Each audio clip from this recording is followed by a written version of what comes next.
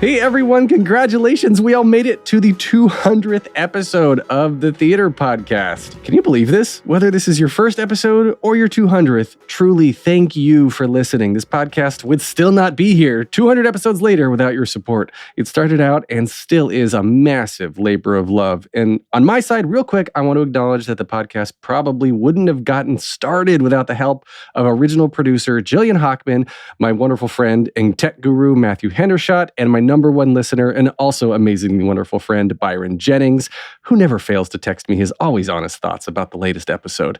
And this, episode 200, is an episode, of course, for the history books. To celebrate this milestone, we have none other than Broadway royalty, Patti LuPone. I feel like I came out of the interview kind of transformed. Not being able to have an extended chat with her before this interview, I knew very little about her on a personal level other than what was reported online. And what I learned very quickly is that she's just as sensitive and amazingly honest as the rest of us in this business. And she truly cares about performing as an art, and she gets so emotionally invested in the audience. That's why she cares so much about people texting and people getting being distracted. It's the way she talks about it is just heartwarming. And she is just a truly wonderful woman. I hope you can learn a thing or two about Patti after listening to this episode as well. I have monologued long enough, so here we go. Without further ado, everyone, please enjoy this episode with Patti LuPone. Here you go. 1, 2, 3.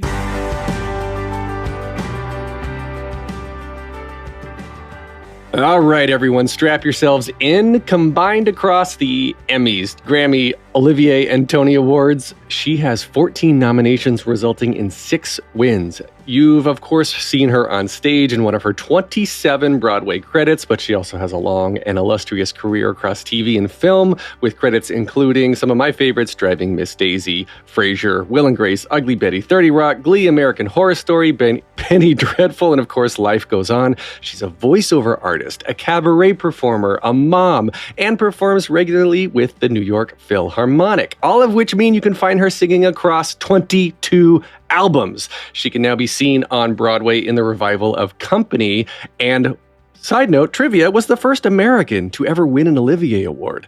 And she has been inducted into the American Theater Hall of Fame. Patti LuPone, oh my God, welcome to the 200th episode of the Theater Podcast. Well, congratulations to you. I can't believe, can you send me that list? Sure. Credits. I had no idea. You didn't know, like, I was going to ask about this actually to kick this off, because as somebody who is constantly, speaking for myself, as somebody who is constantly trying to move forward, look forward, become better, I have to constantly remind myself to turn around and look and what I've come from, what kind of what's behind me. And I mean, you've got, like, I assume, a shelf of all these awards. And do you count them? Do you like, how do you keep track of what you've done? I was actually surprised to hear what I've done. I know that I've done a lot because I've been in the business for such a long time, but that's impressive. Right. Right. That is, it's really impressive. And I wonder, being in the business for as long as you have, and you were one of the 36 original young actors chosen for the very first class of Juilliard's School of Drama, their drama division, right? So like, you've been sort of at the forefront of this huge theater transformation from the very beginning. So looking back, of course, where you are now, and we rattled off lots of awards, but I wonder, like, people say, they joke, we do it for the awards, but people don't really do it for the awards, because ironically, with all these awards, it was 28 years between your 2 Tony wins, right? Mm-hmm. So, like, if you judge it on Tony wins, okay, most people never get a Tony win, but when you look back at all of this, at this career that you've put forth, did you ever think, starting out, that you would be where you are now? And I guess, where do you think you are now? That's a perception question. Yeah, that's the question. I think success in this business is longevity. It's not awards. it's longevity. If you can continue to be hired, I suppose. After all this time, I've been an equity member for 50 years. Wow. And I'm shocked at that. And when I graduated from Juilliard, John Houseman handed my class an equity card and a seat on a bus. And we went out on the road. And that was 1972. And I was figuring it out this year. And I went, holy God, 50 years in equity. Do they send you a pen or a watch? Oh, no, they just want more money. Yeah, that's my problem with equity these days. You know, when we trained at school, I went into Juilliard thinking that I would end up on the Broadway musical stage. And as I studied at school, and believe me, I was not the best student. I was one of the worst students because really? It was the 70s, baby, and there was partying to partying to happen. No, really, it was New York in the 70s, which was a dangerous and very creative and fun time. Mm-hmm. And there were better things to do than 13 hours a day at Juilliard. And I really wasn't a very good student at school. And I wish that's one thing is one regret. I wish I was a better student in the technical department.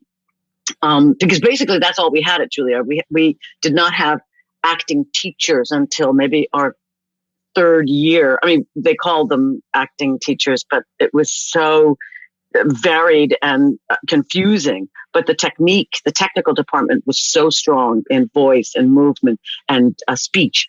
And that was where they lost me. It's like, let me tell you one story about Edith Skinner, who was infamous and very famous and infamous. And she was our speech teacher, and she had introduced us to the diphthongs. This was my first year at Juilliard. And we were at International House because the original Juilliard School of Music was too small to house the drama division. So all of the 36 actors plus our teachers were housed in International House. And we would, take classes in hallways, in the I don't know what you'd call it. It was a stage, but anyway, we were in some room that looked like a library. It's a collection of risers. No, but there was a stage. It was interesting. There was a stage. We would rehearse on the floor, but there was a stage. But so Edith's class was in what looked like a library. There were no books, but it was just an open room that could have been a library. And she had introduced us to the diphthongs. And after we had met the last diphthong, she sailed over to the windows and drew back the curtain and said, well, we are out of the forest. We are sailing on the Hudson River. Sis, boom, bah. I thought, I'm in school with a bunch of nuts. So the technical department was sort of, I kind of tolerated it, and I should have actually listened more closely. But 50 years doing what I do is an achievement, whether there's awards or not. It's like, oh my God, I've been on stage. I've been doing what I knew I would do at 4 years old for 50 years, a professional for 50 years. That's an accomplishment. That's an accomplishment. Yeah, to still be doing it, to still be enjoying it. So at 4 years old, how did you know that this is what you wanted to do?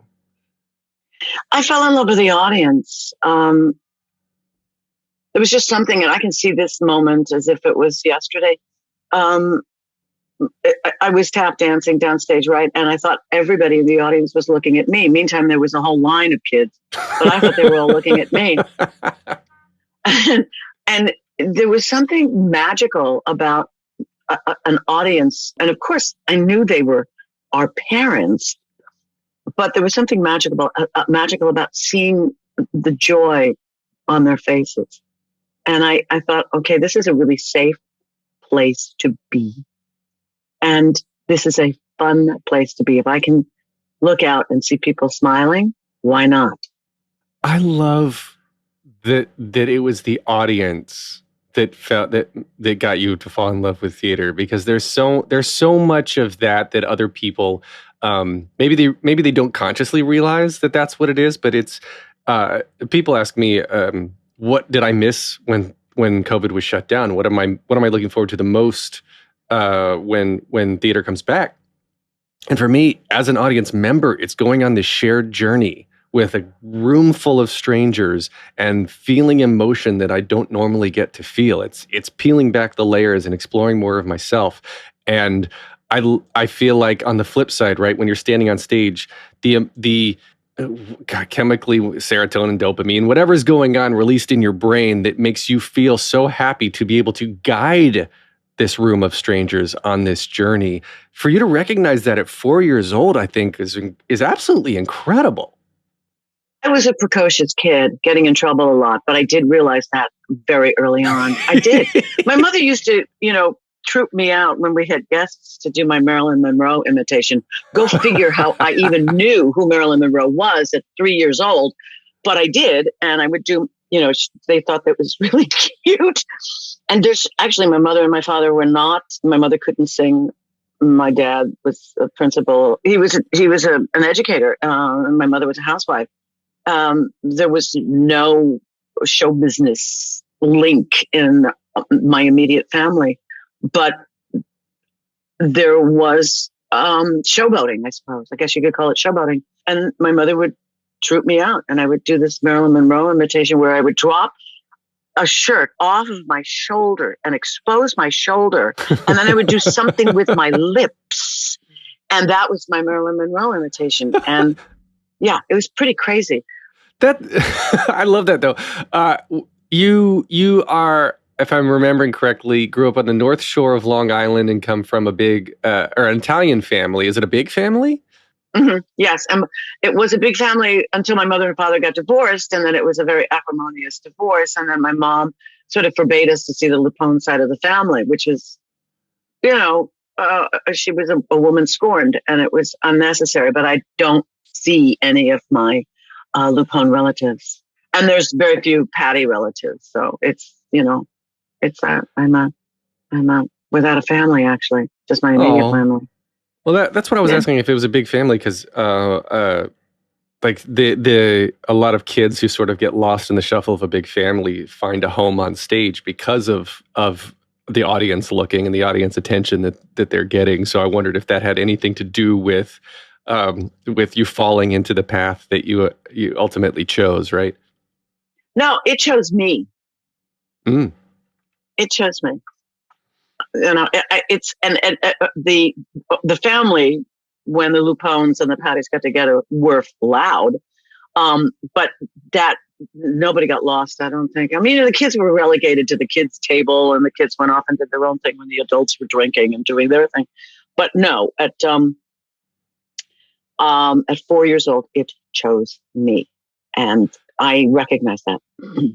It's you said your mother was a woman scorned. That reminds me just of Mama Rose, of course. Gypsy, is your second Tony win, and one of the roles that you're known for the most.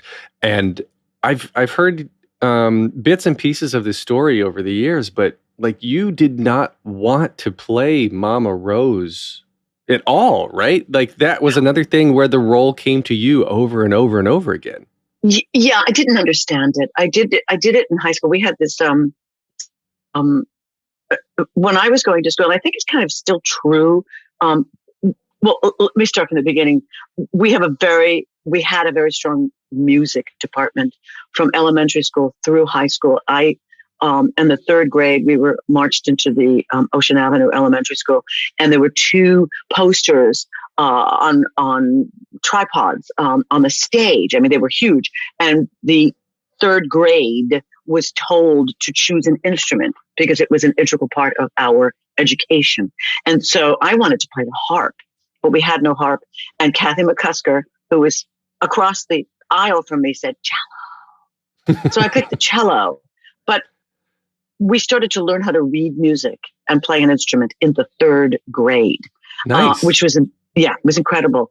And that music influence continued through high school with really astonishing teachers. And that was pretty much my thrust, my focus, and my desire from elementary school through high school was the music department. so there were a bunch of kids that just gravitated to the music department in junior high and high school. We were not the popular kids. We were not the sports crowd. The cheerleaders. I was a cheerleader and got thrown off the cheerleading squad, but I was a cheerleader. I mean, because I would. Yeah, you wouldn't do anything. Yeah, I was smoking in the bathroom at an away game, and one of the cheerleaders caught me and told the English teacher and off the team I went.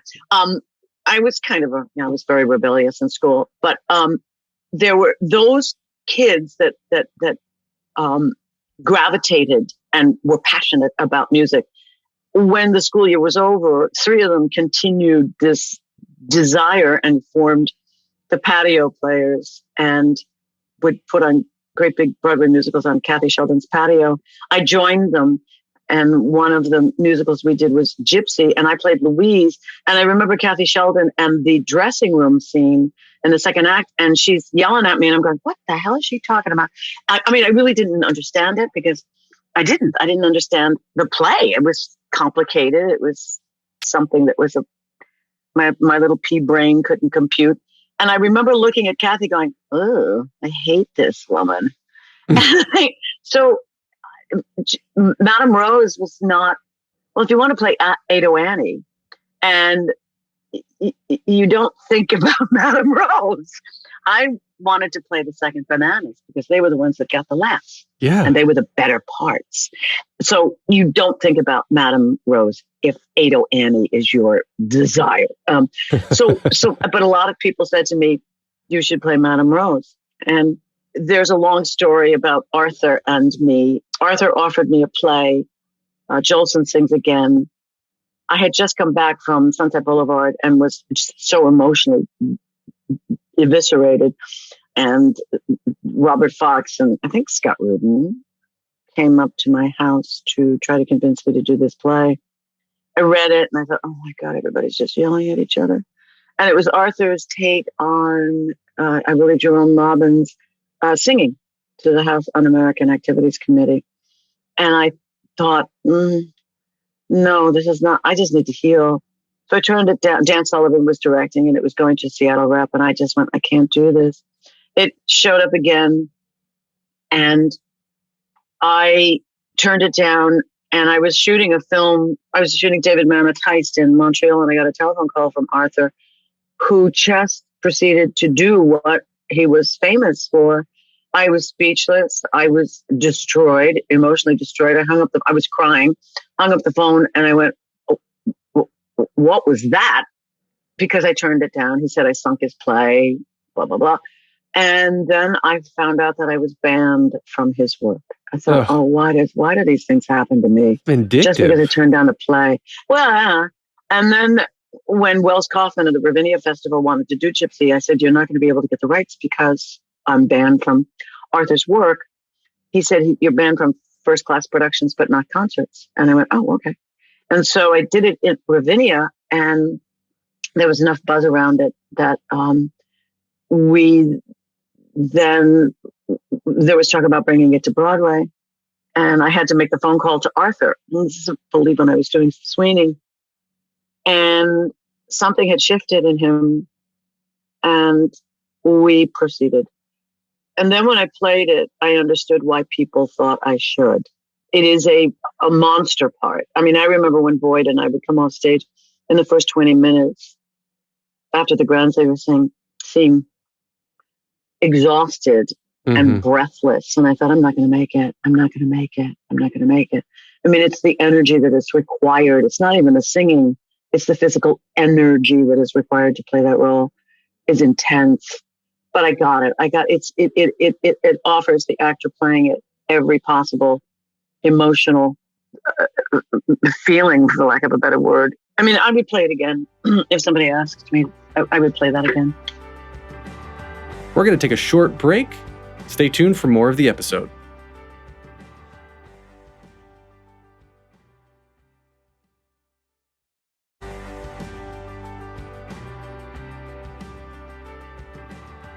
So that was Tony number 2, and Tony number 1 was Evita, and both of those not comedic roles. But it sounds like you want like in your career, in your life, are you more drawn to the comedic? Like you said, you wanted to play second banana, but now looking back, it seems to me like everybody wants you for this powerhouse voice, and with a little bit of comedy on the side versus the other way around. Or how do you feel from your perspective?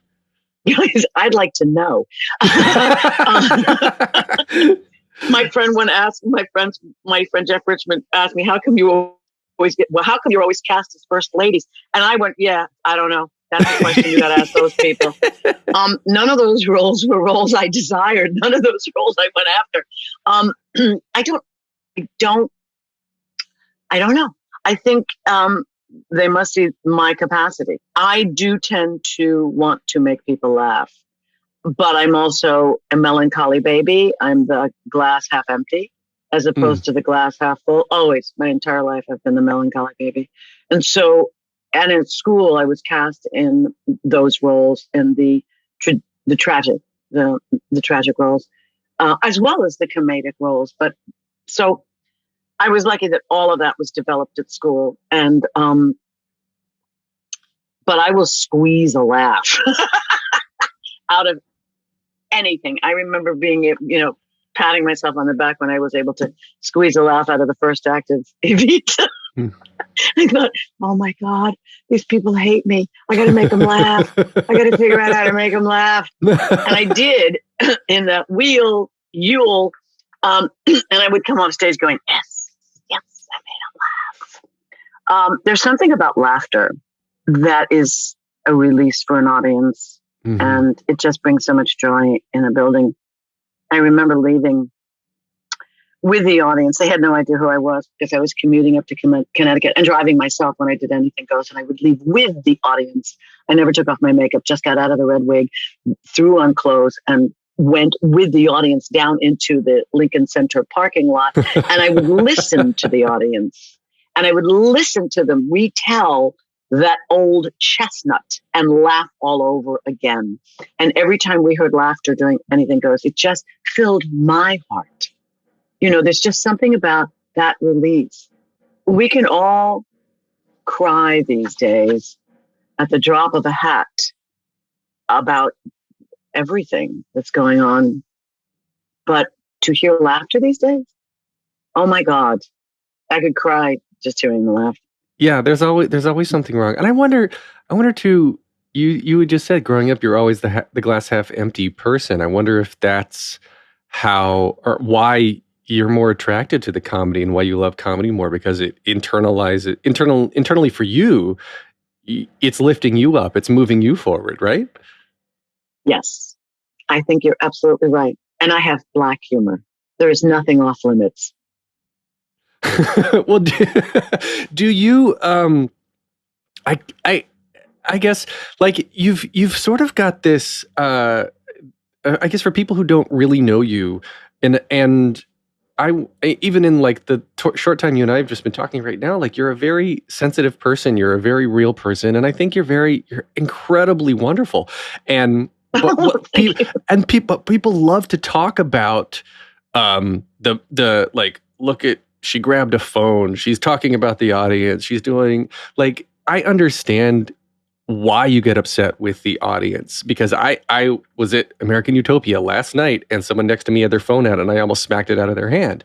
And something you said at the very beginning of why at 4 years old you wanted to get in the theater was because of the audience. You fell in love with the audience. And now when the audience starts to detach, I understand why that frustrates you so much. But my question through all of this is, I guess,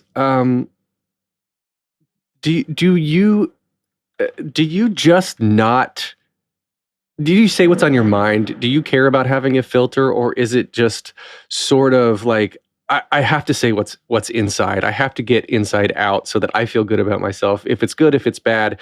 And just like people like talking about comedy versus crying, the news will hold on to someone doing something controversial versus the everyday niceties that somebody is. Right. I wish I did have a filter sometimes, because I really do blather on. It's just, I don't know. I'm an emotional creature, and I don't have I wish I had developed a filter. I wish I had more. Let me see if I can. I wish my thoughts were more organized in my head so that when I did say something, the impact had a different effect. Sometimes it's just the Italian blast. It's just an emotional reaction. It really is. It's an emotional reaction. And I do care what people think. And I do, like I said, I do wish that I was able to express myself in a way that had a better impact. Because I think sometimes I do myself damage by just allowing the Italianism to fly out of my mouth. But you know what? There's nothing I can do now. That's sort of who I am. Well, it's been out there. Everything's been out there. Everything about you has been out there for so long, and people love talking about it. And I guess okay. So before I get into what I want to get into, with so many people now, you've been in this business for 50 or been part of Equity for 50 years, been doing this for so long, so many awards. Like everybody wants to I guess the status you have achieved. Everybody wants to be your friend. Everybody wants to know you. So how do you choose the people? How do you know when people are being authentic, and how do you choose to spend your time with people that you know are real? How do you know that they are real and not just trying to, be next to what they perceive as stardom? Well, first of all, everybody doesn't want to know me and doesn't want to be my friend. Really? No, it's so positive. Yeah, absolutely. No.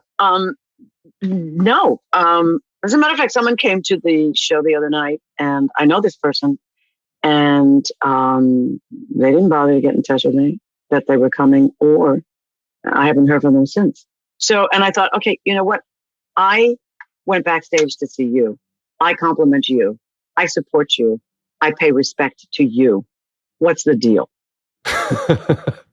It's a difficult business. It is a competitive business, and the friends that I have, the majority of them are friends that I've had for my life. And most of my friends are outside of the business, and I have a few select friends that are in the business. And it's not about the business as to why they are my friends. They're just good people. I think I developed I have the Sicilian witch aspect to my life. And I really do. And I can judge character. I'm not always right, but I can smell fraudulence, and I feel it. I sense it, and I don't let people get close to me that I know are only in it for an ulterior motive. Mm-hmm. And actually, it's too late to make friends, even though I can and I will continue to make friends. But like I said, the friends I have are the kids I grew up with, and the kids that I knew, or the kids, people 30 years. 32, from my childhood in Northport through my school years to people that there's just a like-mindedness. No bullshit. You feel it. Yeah, you totally feel it. And because theater and show business isn't the thrust of my life, it is what I do. It is not who I am. And my life is more important than show business. So that helps balance who comes into my life. Huh. I love that perspective. That's really, really good. So during COVID shutdown, no industry. You have no industry. Are you like, well, that's it, I'm retired? Or are you just itching to get back? Or do you take a vacation? That was the scary part, because, and I've thought about this for a long time. I don't have hobbies. My hobby is what I do. I tried to garden in the lockdown, and I sprained my thumb. So clearly I'm not a gardener. Yeah, they're still in pain, pulling out weeds. I got addicted to pulling out weeds, and both of my thumbs are, traumatized by it. But it was, I went to the dark side a lot during the lockdown, and because I had no outlet. And it's not that I couldn't do what I was doing. I had nothing to replace it, because all I've ever done is what I do. And so I was at a loss. I didn't know how to fill the time. I didn't know how to be creative on my own. I had to have geographical escape. I went to visit a friend in Maine, and on election night, my son and I flew to LA.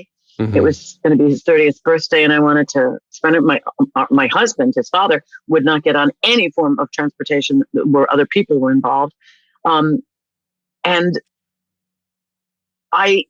it took a long time to accept that I may never do this again. I may never be on stage again, may never be in front of a camera again.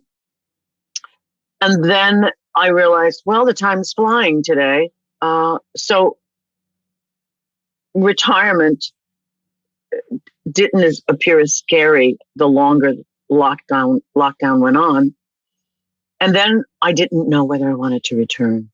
Ooh. I really didn't. I had going back into rehearsal for company was traumatizing. We were all traumatized from everything that happened. And then as this New York company looked at each other on the first day of rehearsal, we were all individually deers caught in headlights and fearful that it all may fall apart again. There was no guarantee that we were going to continue rehearsing. There was no guarantee that we would get through technicals. There was no guarantee that we would get through previews. There was no guarantee that we would get to where we are today. And because of that, this company is one of the tightest, most supportive, loving, caring companies I've ever worked with, because we shared that experience together. It was tough. It's. I've always said that casts become chosen family, because you're going through the long days of rehearsals and tech and put-ins and all these things. Like, it is a form of trauma. I've said this before many times, that it's a form of trauma to go through this intense emotional situation with this group of people, and you get to know them very well, and you get to know them very quickly. And there's very few industries where you walk into a room and you're like, well, that person, according to page 6, I'm going to have to kiss them in 3 days, right? So it's a weird industry with a weird form of life, and company specifically. It's a show about chosen family, and it's a show about I think there's something very metaphysical about the show, and coming back, I guess before the shutdown versus after the shutdown, did any of the feelings about the show change in terms of like, oh wow, we are back, we are here, and we are in real life sort of living this chosen family scenario? I don't think we had enough time beforehand to, we were just getting to know each other. You go through a rehearsal period, you get to know your partner, you get to know the company to a certain degree, but then in a run of a play, personalities are revealed, backstage. They just are. They're just revealed. And that's when you form your family.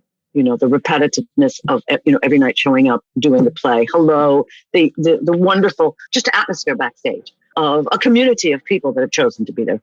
We developed that in this go round with the show, because we were shut down so quick. We were in our 9th preview, I think, when we were shut down. We were still discovering our characters and discovering the life on stage and negotiating how we live backstage when we were shut down. And now we were tentative this go round. We were tentative, but now what? We've been open 4.5 months, and it's sort of like, okay, we're okay. It feels almost as if we never left, and individually never left the stage, not this production, but the stage, the backstage life. It's settled into a beautiful, absolutely beautiful environment among the stage door people, the crew, the front of house, all of the actors, all of the understudies. There isn't any bitterness or attitude, or there's just, I don't want to say great, even though that's, I'm sure, an underlying feeling. There's just support. There's just respect and support and love, a lot of love. if somebody messes up or there's just sort of like, oh, as opposed to you fucking asshole. You know what I mean?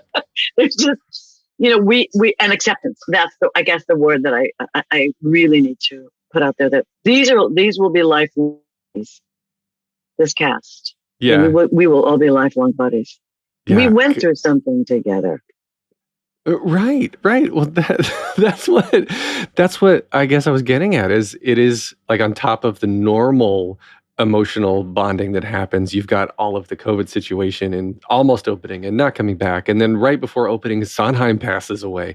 And it's God, it's so much emotion wrapped up in all of this. And as somebody whose job it is day in and day out, 8 shows a week, to emote like this, to not have that outlet all of a sudden, it feels, I suspect it's like this dam just your outlet just gets clogged up, right? Yeah. And you've got nothing to do. Yeah. There were a lot of hard lessons or hard realizations. But the other thing is I became more famous on Zoom than I was in my own life. Because there were so many play readings and events to support actors, the Actors Fund. But it wasn't enough. It wasn't enough. It wasn't enough to fulfill that void. You got to feel it. It's different from watching something on Zoom or on the internet versus, like you said, looking out at the audience. Because we're watching you as an audience. It could be hundreds of thousands or millions of people, and you can't see any of them because all you see is your cast. So when you're doing things digitally, virtually. So oh gosh, I can't imagine that. And I guess going back to something we sort of touched on at the beginning was, the status that you are at now, whatever that may be, whoever perceives it in whatever they want, maintaining that success. Is it a lot of pressure for you emotionally? Because the name Patti LuPone conjures up greatness in people's minds, right? When you're like, no, I'm just being real. It's like, oh, that show's got Patti, it's going to be great. So is that a level of pressure that do you feel, or did I just jinx things? How do you deal with? You know what? Go ahead. The pressure would be if I stunk on stage. There's the pressure. You know what I mean? I do my work because I don't want to stink on stage. And it's all about the work. For me, it's all about the rehearsal period. It's all about the discovery. It's all about figuring out how to communicate this to an audience. There's something about understanding as a stage actor that you need to command. By that, I mean, you need to be confident in the story you're about to tell. And when you walk on that stage, you need to connect with the audience, however you do that, and go, relax, sit back. I've got this. I get nervous for actors on stage that are uncomfortable. I'm uncomfortable with them, and that's all I'm looking at. And what I want to do is come on stage with all of my confidence and not be afraid. And not be and be able to look at the audience. I look at the audience every single night because I want to know who I'm playing to. And I look at audience members in the eyes when I am thinking. When Joanne is thinking, I'll hook into somebody and I'll just look, and they feel it. They know that I'm looking at them, but I'm also sort of going, as the character, Joanne is thinking, but I'm looking at you. I want to make that connection with the audience. There are actors that go on stage that forget they're doing it for the audience. Yeah. And so they don't include the audience. But I try to get my work done in the rehearsal room so that I can play on stage. And if I can play on stage, the audience can play. The audience can have fun. It's all about the audience for me. And so my goal is to do my work completely so that they can relax, the audience can relax. And I have to say, the audiences that have come to Company, I don't know about any other show, but they have been incredibly respectful of each other. of each other. That's why I get so angry. This, we're all in this individual mindset because of social media and the telephones, etc., that we forget we are in a community of people. Yes. And it has to be acknowledged that you are to your right, to your left, to the front, and to the back. You are next to someone alive. So respect that. Respect them. So it angers me that there are, out of what, we're 1,040, there might be one person that's in their own world with their phone on. Why do you think you're exempt? Why do you think you're exempt? Why do you think, we can get into politics now too. Why do you think you're exempt from the rest of the community? When, it drives me crazy. Civility and respect. And look at you could look at the Ukrainians and go, do you think Americans would do that? No, I don't think so. I do not think Americans would unite. No, I don't think so. Nope. No, because we've had too much handed to us. Since we were kids, we haven't had to work hard. We were given in the universe the golden apple. Yeah. This country, the golden apple, and we're trashing it. Yeah. Totally trashing it. It's embarrassing to be an American. We're going to take a short break. Stay tuned for more of the episode.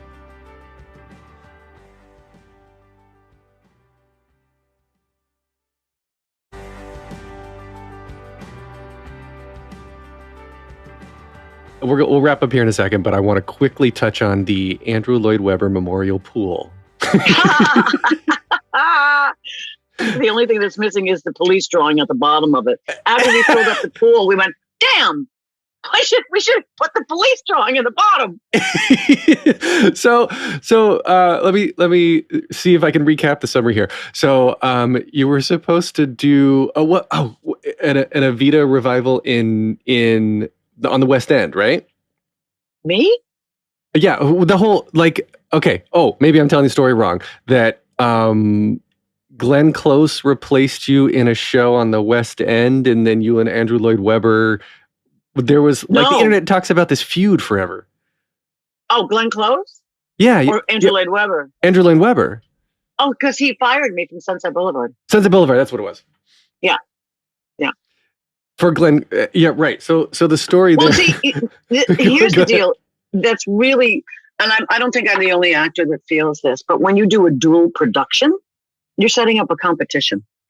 And it's as if you're looking at the two actresses that are playing the role and deciding which one should go to Broadway. You know, and that happened in another Andrew Lloyd Webber. Somebody was in Toronto playing it, and somebody was playing it someplace else, and they chose to go from Toronto. I had a contract to come to New York. I would not get on the plane without having the West End, New York contract. So. And Andrew has a tendency to blame everybody but himself when shows fail. Shoot the messenger. Ain't my fault. And he fired me. Unceremoniously fired me. I didn't get the reviews he wanted, so he fired me. And there was a dual production. Before I got on the plane, they had cast Glenn Close. I went, that is like 9 months away. I'm not even in rehearsal for the West End production, and they've announced the LA company. It was so insulting. It was so disrespectful. And it started out bad in negotiations, and we should have been aware of that. And we should have gone, okay, we're withdrawing. But for some reason I thought, I got to do this. I don't know why. It was a really horrible experience. And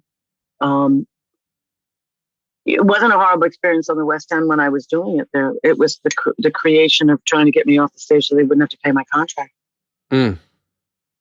Right. And then the whole, as the tabloids have reported, that I think settled in court for around $1 million, which then built the memorial pool that you have, or the pool in your house that you have now famously named the Andrew Lloyd Webber Memorial Pool. Sure was. Oh, I love that. Are there any producers now on Broadway? I mean, we've gone through so much transformation just in the last couple of years alone because of this racial reckoning that's come about, and of course, like Scott Rudin he's been forced out of the business, and all these sort of things. But has he? Or Well, is he manipulating behind the scenes? I have no proof either way, but I tend to agree with you. Yeah, Yeah, exactly. Yeah, I mean, I'm happy. I'm just happy Beetlejuice has found a new home. We'll just put Me it that way. too. I loved Beetlejuice. God, it was so good, right? It's so good.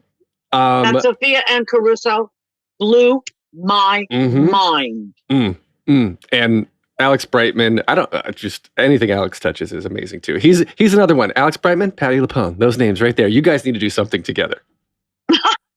I could play his grandmother.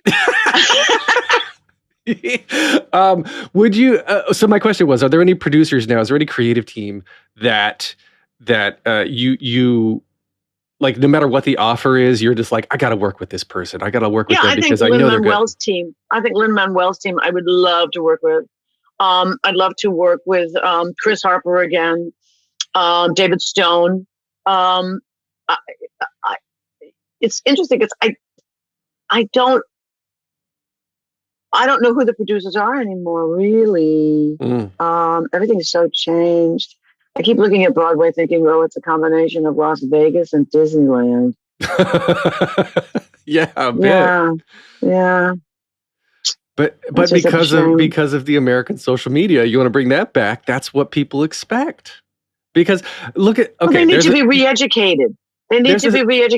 I resent producers or anybody that underestimates the audience's intelligence. Yes. Let them work for it. Don't give it to them. Let them work for it. I mean, I had to work for Power of the Dog, and I'm so glad I did. Do you know what I mean? Watching it, I was trying to figure out Power of the Dog forever, and my husband nailed it. Right at the end, my husband nailed what was happening. I'm going, oh my God, this is so much fun. I mean, it's so much fun to utilize your fucking brain. Don't hand it to me. But that's the dichotomy we're living in right now, because the audience demographic that's going to get it, that's going to think, isn't on social media, which is where the marketing budget is going now. Because you've got the Disneys and you've got the Vegas type of shows, right? Like that are marketing to this younger generation, because you have to have, of course, people coming in to replace the people who are going out. From an audience perspective, and the younger generation, all they know is social media. All they know is what's fitting on their digital screens. And I disagree with you. I think you're not giving the younger generation more credit. The credit that's due to them. I think they're really. I mean, we've got a lot of young kids at the show. I mean, I look out at them every single night. I'm going, you're here. You're here. You're here at company. You're here at this 50-year-old chestnut. You're here. And I really do think that we're underestimating the audience. I think, and why are we looking at statistics? Just be creative and let the audience decide. The fact that we are looking at statistics and marketing as opposed to putting a piece of original theater out there, be it good or bad, let the audience decide. Let the audience engage that brain. It just drives me nuts that we have to look at the statistics. Well, you know what? Who said? Whose statistics? I was a judge on a Jonathan Larson, the musical theater grant. I was a judge, and there is so much creative musical, so many creative ideas out there in the form of musicals, playwrights, lyricists, composers. They will never see a production. Yeah. Because nobody will take a chance. And yet these blew my mind. Well, they blew my mind. They were so creative. You just look at what you said about, you want to work with Lynn's team, right? Like, I give credit to, Jill Furman, Jenny Steingart, these producers that took a chance on In the Heights, which of course led to so many other things in Hamilton, which just blew up his career, and now he's paying it forward and bringing in all these other people and giving them chances and recognition. Right, and, good for Lynn. And I absolutely love when this stuff pays off, because there's a place, I guess, a time and a place for the surefire kind of thing. And one could argue, do we need a revival of Music Man right now? That's another conversation. But there are I guess, a lot of opportunities for us to reinvent, like you were saying, reinvent how we are investing in youth and how we are reinvesting in taking chances on unknown authors and unknown critics for that matter, right? Like, let's get more people of color in. Yeah. These kids are the same age as the kids you're talking about that are on social media. These kids are young that are writing this stuff. Yeah. So produce them. Get them on stage. Get them on stage. I'm telling you, I look out at the audience. I do see a lot of young people in the audience, and I remember calling Steve when I was doing Sweeney, and I went, it was called the Slasher Musical, and I'm going, Steve, there's just so many young kids in the audience. I'm just letting you know. And there were tons of youth when we were doing John Doyle production of Sweeney. Same thing. I'm trying to think of the other one that I did, and I looked out there and I went, there's so many kids. There's so many kids. I think even on social media, people do want a connection. Even on social media, even if that you've grown up with that, you still want, even if if it's just a subconscious thing, you want that. You want a human connection. Oh, absolutely. They're buying the tickets. I unfortunately, everything is so expensive on Broadway that it's hard to produce them. So I don't know. I think there should be a tax levied on Disney and anybody else that comes to Broadway. Yeah, and open up a black box. Open it, off instead of the gift shop you got to walk through outside of Lion King. Make that a black box and produce a young playwright, a young composer and lyricist. Put it out there. That's what I think. And I also think there should be term limits on federal, Supreme Court judges, and Broadway musicals. That's not a bad idea. And more theaters too. The logistics of getting a theater, getting it built, paying the rent. God, there's a systemic issue. There's so many systemic issues. Going back to, being an American again, like New York City.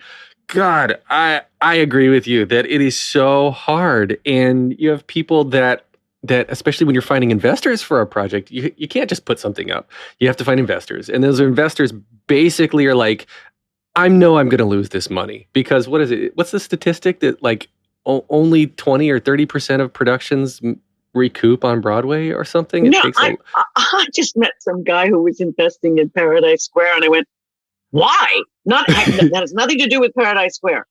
I haven't seen it yet. I'm going to the opening night. But I said, why are you investing in Broadway? Do you need to lose money? Yeah. If this guy wasn't even, somebody from Broadway. He was just like a venture capitalist or something like that. He was some very rich guy that was what draws you to Broadway? Do you go to Broadway all the time? Do you love the theater? It didn't look to me like you loved the theater. And it was like, what?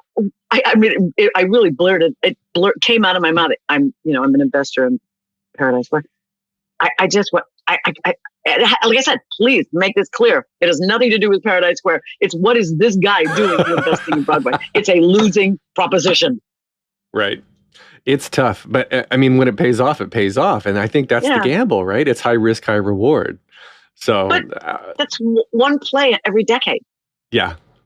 I don't know. I've invested, I've done some producing, and it's for the love of it. It's for the love of, like you were saying, I want to help in whatever way I can, bring new voices, bring new stories, bring something to the stage, to the world, and that's part of why I do this podcast. It's because I want to bring these stories to the world for people who may not ever get a chance to see them, who may not ever get a chance to talk to you in person. Like, we're bringing this in you and the industry.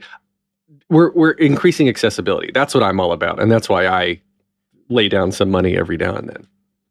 Excellent.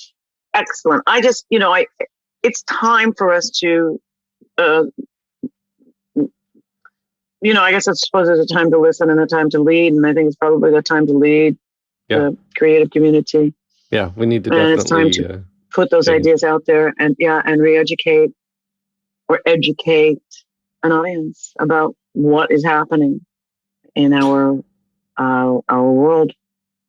Well, we don't need probably as a musical about COVID, but I would have said we don't need a musical about 9/11 either, but Come From Away is amazing. So who knows? Yeah. Who knows what's being written right now?